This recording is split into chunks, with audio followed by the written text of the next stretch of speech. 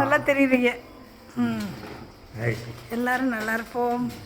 யசோதாச்சி, ராணியாச்சி, அப்புறம் அவங்க சோபியாச்சி, வசந்தாச்சி, Ramu, okay, Deivanai, okay, எல்லோரும் நல்லா இருப்போம். நாம் அனைவரும் நீண்ட ஆயுள், ஆரோக்கியம், சகல ஐஸ்வர்யத்தோட, பேரும் புகழோட, 7 தலைமுறையும் என்றென்றும் சிரஞ்சீவியாய் சேர சோழ பாண்டியர் போல முடிசூட்டி சாந்தி சதாபிஷேகம் மகாசிவன்லாம் செஞ்சுக்குவோம்.